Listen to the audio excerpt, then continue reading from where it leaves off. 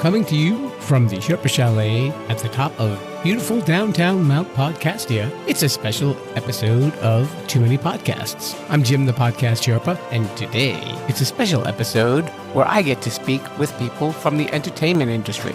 So get yourself an aisle seat, pop up some popcorn, and get a cold drink ready, and sit back.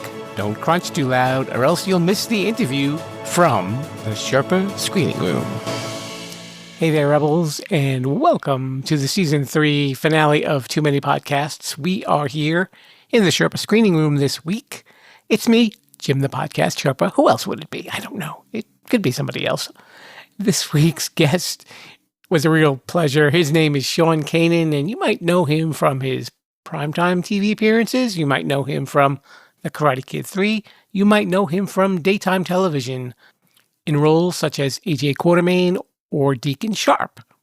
Or you might know him by his stand-up comedy, or by his cookbook, or by his radio show. He's been a very busy guy, and that's why we couldn't have too long an interview, because he is such a busy guy. And of course, his Emmy-nominated new show called Studio City. Yeah, and you got to check that out. It was really enjoyable, and we got to talk about that and a whole bunch of other stuff.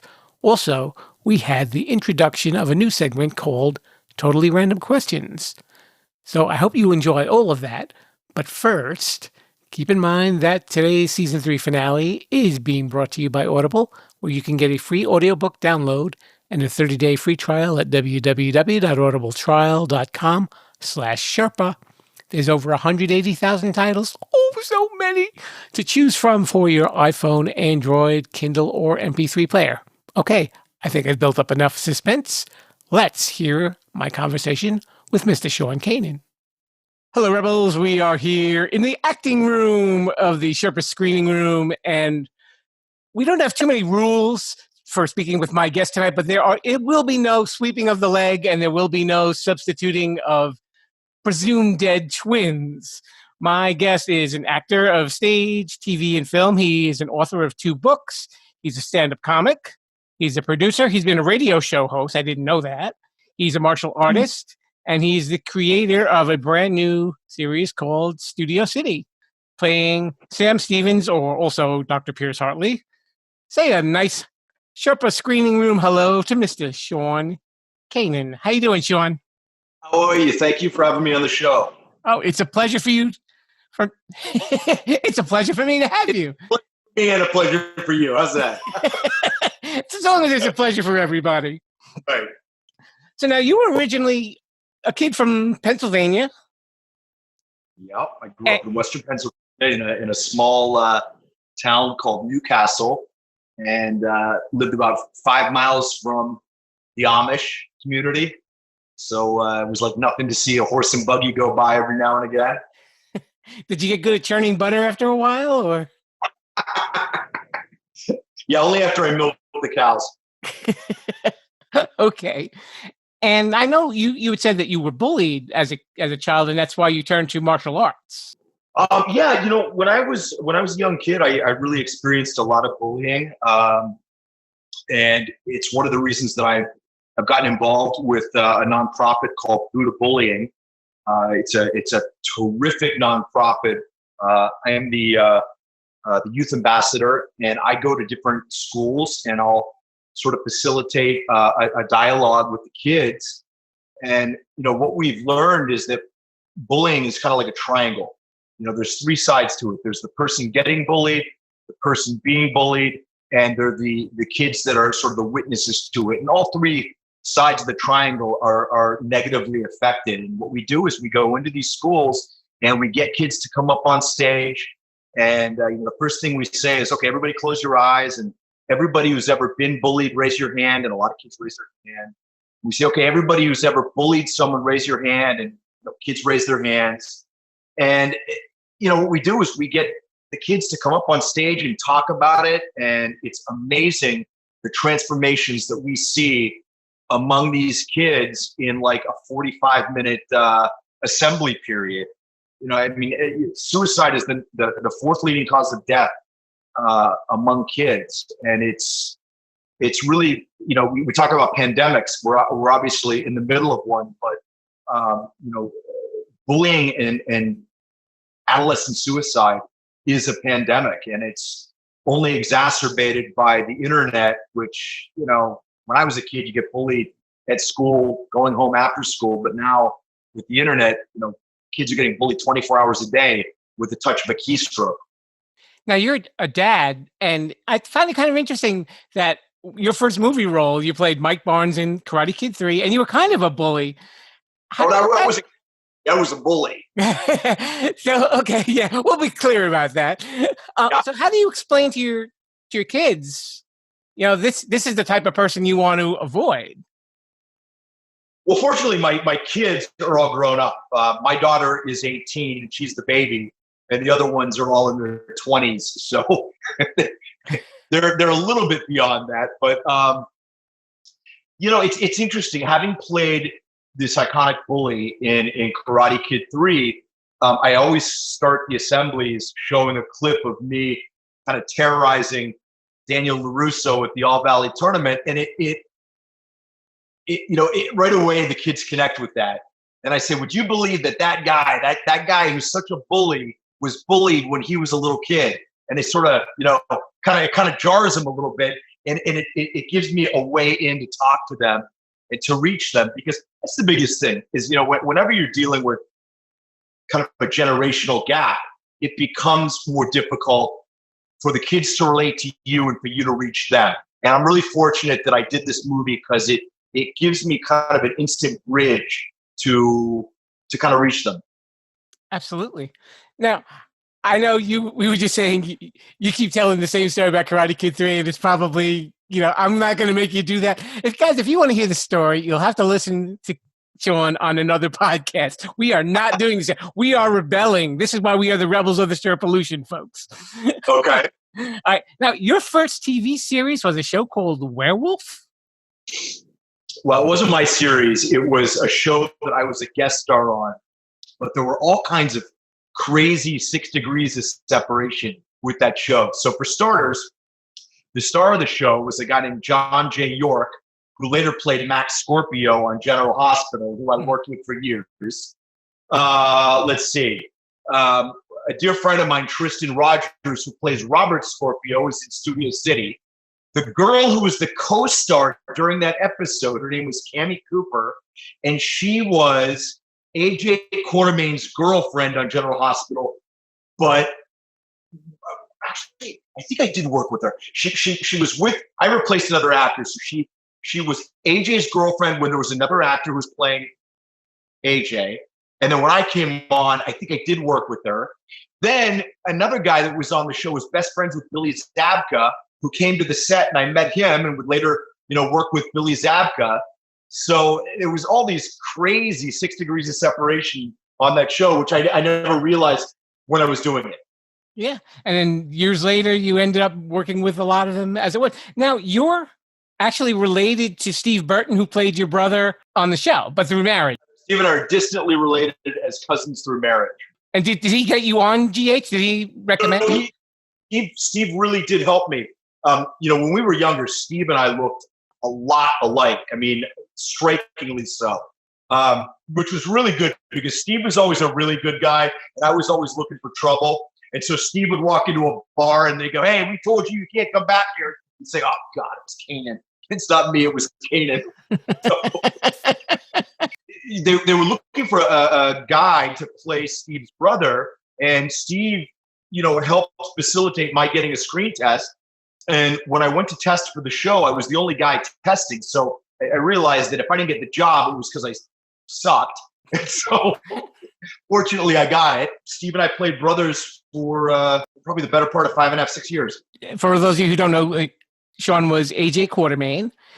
And it's interestingly enough, after we got this interview arranged, the episode of General Hospital was a Flashback Friday, and it was the episode where AJ goes to heaven.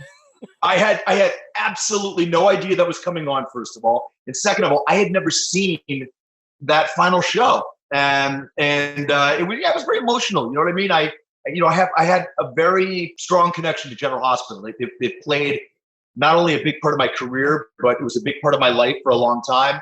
It was very bittersweet watching AJ ascend into the light. He kind of, I guess, became the person that he wanted to be in a sense. He became vindicated in everybody's eyes as a good person. And you were also Deacon Sharp in The Young and the Restless and The Bold and the Beautiful. Is that strange, playing the same character in two different soaps? It's fantastic.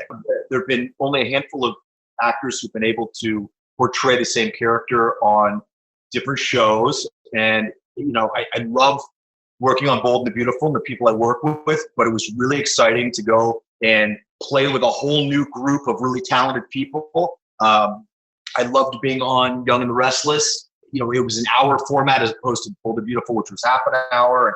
And, I got to work with Eric Braeden, which was something I've always wanted to do. I've always been a big fan of his work and got to eventually work with him. So, it was great. Could you talk a little bit about the life of a soap opera actor? What should people know about that? Well, first of all, I know I've worked a lot in soap operas, but I don't consider myself a soap opera actor. I've done 15 films. I've done several television series. Mm-hmm. I have done a lot of work in soap operas. Being on a soap opera is a really great gig because it's, for the most part, steady. For the most part, the hours are pretty reasonable with few exceptions. You're working in Los Angeles in my case, or in New York, so you're not leaving your family, going on location. And in the case of Bold and Beautiful, it's in 110 countries. So, almost within, a couple weeks, I was known throughout the world as playing this character, which was just crazy, right? And it's given me a tremendous opportunity to work in Italy. I lived in Italy. I was on Dancing with the Stars there, which is called Bailando con le Stelle. And I did a film in Italy, and, it opened up a completely other avenue to a career that I never expected that I would have. It pushed me to learn to speak Italian. Like I said, I lived there for almost a year. Just really tremendous. My wife and I were married there. It's really like a second home for me. And the great thing too is that, the fans of the show know that the show so well that, you come on to this project where there's a huge existing fan base and they're really embracing of you. If you're doing a new television series that no one's ever seen before, it may be a hit, it may not be. But when you're going to a General Hospital or Young and the Restless, Bold and Beautiful, you're coming in after years of the show having been on, and there's this wonderful built-in audience. And soap opera fans are the most wonderful, loyal, engaged, giving fans that you could imagine. They're just a fantastic. And I am always eternally grateful for the kindness that they have shown me over the years. As you said, yes, you are not just a soap opera actor. I've got a listing of TV shows that you've done. I was wondering if, I'm going to throw out a couple of titles. I wonder if there's any special stories of actors that you may have worked with that may have made an impact on you, if you don't mind. You did Who's the Boss? You were on The Nanny, Walker, Texas Ranger, Lois and Clark. When I was a kid, I'll never forget, my dad got me an autographed picture of Chuck Norris. And it said, "To Sean, keep on kicking." And I grew up on the Chuck Norris movies and being involved in martial arts since 13, Chuck's the man, right? And there I am many, many years later, and I'm meeting Chuck Norris and doing a fight scene with him. And Frank Stallone, who's a buddy of mine, he was on the show too, and it was terrific to work with Frank. Here I am doing a fight scene with Chuck Norris after having been a kid years ago, collecting his autograph. That's one of the things I love about what I do for a living. You never know who you're going to wind up working with. I'm a fan. I readily admit that. I get excited when I get to work with people that I've followed their careers, and it's a wonderful byproduct of what I do for a career. Would you say that was a role that stood out for you on network TV, or is there any other ones that may come to mind? For me personally, it was great because, I got to do a fight scene with Chuck Norris. Who's the Boss was a lot of fun. It was a really popular show at the time. Tony Danza was a huge star. It was great working with him, and Judith Light, who's just a tremendous actress. Sure. And Catherine Hellman. Lisa Milano was just a little girl at the time.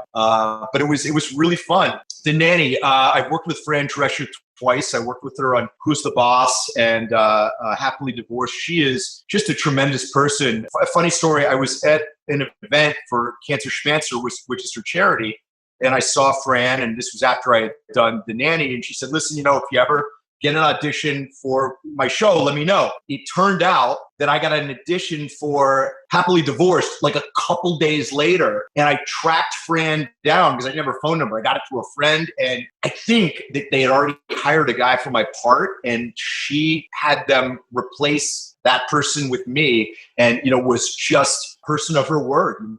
She was absolutely instrumental in my getting that second role with her. And so I just have immense respect for her. I've been a fan of her since I saw her, early days in Spinal Tap.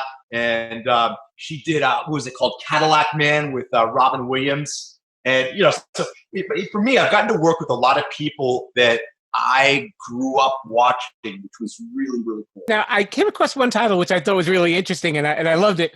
Second City this week, and the title of the episode is called This Is Who I Truly Like to Be, or Cain and Abel. Wait, what? It was Second City? Yeah, Second City this week. So Second City is a comedy troupe that originated in Chicago. Brilliant comedians, Eugene Levy, John Candy. I mean, they're all alumni of Second City. And in Los Angeles, there's a Second City, and I've studied writing there, and I've also hosted their live show twice. So that's what that was. And I love doing live theater. I mean, for me, that's the best. And you've also had a career as a stand-up comic. I have. The last gig I did was I headlined at the Belly Room at the Comedy Store on Sunset towards the end of this past January. But I love doing stand-up comedy. I mean, that's stand-up comedy in theater is just the best, because it's, you're getting that immediate reciprocity from the audience. With soap operas, you're not, and film, you're not doing it in front of a live audience. And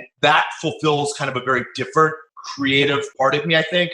But there really is nothing like when you're up on stage and it's really cooking. And you were also a radio show host of Kanan Rules. It was about parenting. Rules, yeah. My wife and I had we had an internet radio show for about 8 months to a year. And it was great. I mean, we had a really, really fun time doing it. I was on it. I think I was doing Bold but Beautiful at the time, or Young and the Restless. I can't remember which. And it just got to be too much, because I was literally racing from the studio in West Hollywood, finishing, the soap, driving to another studio in Hollywood, barely making it time to sit down and put my headphones on. And plus, I was the guy booking all the talent. So it just got to be a little bit overwhelming, but it was really fun. So maybe there's a podcast in your future if you want to take a break one day? Yeah, possibly. I mean, I love the medium. I like to talk. I don't want to end this interview without talking about Studio City, which is your new show, and it's streaming on Amazon. Now, before we get into it, the really interesting about the show, for those of you who haven't seen it, is the episodes are very short. And were you thinking in terms of, there's a new app called Quibi where they have like the 10-minute TV shows that you can watch on your phone, or did it just kind of happen anyway? Studio City is a short-form digital series. It's a digital drama on Amazon Prime. And it's something that I've been working on in different incarnations for over a decade. It was originally a 30-minute comedy, and we got the money together, and we realized, okay, this is what we could do, and so we changed the format into short form. For our second season, we're very focused on increasing the format to a 30-minute format. And, we're discussing whether we stay on Amazon Prime as our platform or move somewhere else. But, it was really challenging, because you're trying to introduce the audience to a bunch of characters that you want them to connect to on an emotional gut level, and introducing, pertinent sociological topics. We deal with Me Too, ageism, suicide, LGBTQ, and we do it all in a way where you laugh sometimes and you cry sometimes. And we're doing it all in 10 to 15-minute episodes. So that was a huge challenge. And the show's gotten a tremendous critical response. I mean, we really couldn't have asked for any more. We've been nominated for 12 Independent Series Awards, and we've been pre-nominated for 6 Daytime Emmys. The voting just ended yesterday. And we're really trying to build our audience. And so, if you could go out there and give us a shot, you can binge watch the whole thing, in like 90 minutes. Yeah. The full 6 episodes. And if you hate it, let me know. And if you like it, let me know. Follow me on Twitter or Instagram at Sean Kanan. And I want the show to be responsive to our fans. I mean, I want to hear ideas that people have, and I want to hear subjects that they think would be interesting to address. and try and integrate them into the show. We really enjoyed the show. We watched it over the weekend, every episode. And you said it's not a soap opera. And yes, I agree with you. It's not a soap opera. There's definitely a tip of the hat to the soap opera, though. I mean, you've got incredible soap opera actors in your cast as well.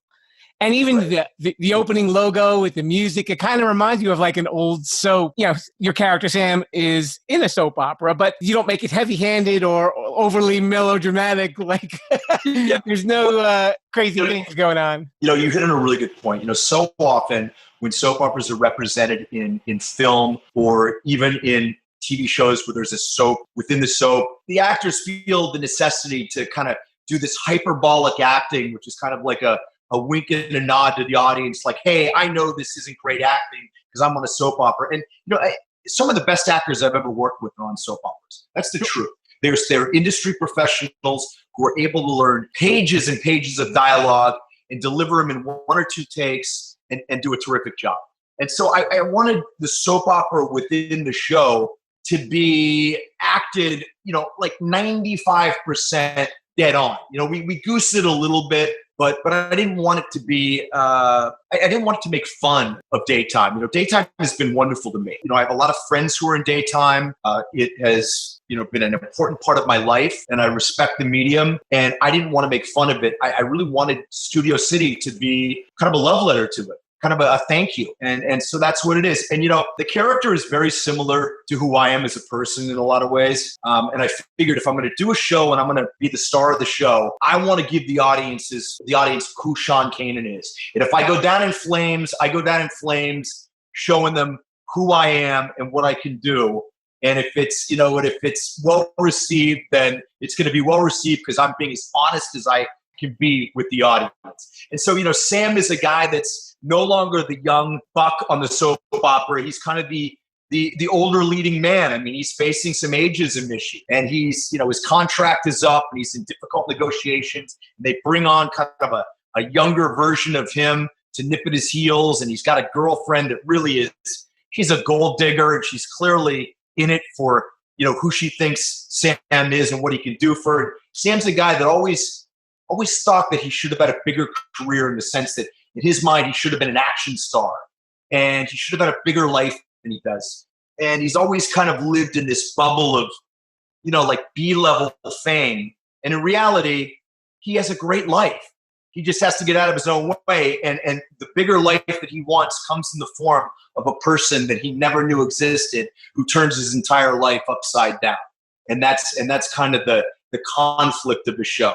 I don't want to give too much away on the show. It's just easier for people to definitely check the show out on Amazon Prime. And congratulations for all the nominations. Definitely well deserved, sir. And also, you got to make that show with your wife. I got to make it with my wife, which is, you know, that's the best deal in town. My wife, Michelle, is incredible. She is such a talented writer. She's been nominated for an Independent Series Award for writing, for the casting, and for producing. She's a triple threat. I am sleeping with the producer. But you know, it's great working with my wife. You know, sometimes what we come up with comes more from friction rather than absorption. You know, it's kind of the best idea wins. She always gives me the truth, and she always pushes me to, you know, to be kind of the best version of myself in my work. And I'm just so proud that she's starting to get some really well-deserved recognition. And it definitely shows up in that show. It's kudos to both of you. We have a section of the show that I'm just starting at, and you are going to be my inaugural victim. For it's nothing bad, I promise. I said hashtag guinea pig. Okay, you said it, I didn't. This is called Totally Random Questions. Totally random questions. Totally random questions. And some of them do tie into a lot of the stuff that you've been talking about. So I just figured I kind of spice things up a little bit. Okay. What's harder, ballroom dancing or martial arts? Ballroom dancing. And you lasted 9 weeks with Tina Hoffman? She was a dance teacher? Yes, I did. Tina was in the top 50 ballroom dancers in the world. And I actually got to dance with Hannah Cartoonian, who was the #1 Latin ballroom dancer in the world. And I had 1 hour to teach her my Roomba with my choreography. Now you got to understand something. I don't know how to Roomba, but I knew how to do my Roomba. Do you understand? Like I learned that one choreography, and here's me, a guy with like basically 2 left feet, who had to teach her, the greatest dancer in the world at the time, how to do it. And I mean, she even made me look good. She's that good. Okay. Apart from your phone, what's the most used app on your telephone? Probably Safari, because I'm always looking stuff up. I'm always Googling stuff. I mean, I'm kind of one of those guys that if I ever hear something I don't understand, or if something crosses my mind, I look it up immediately.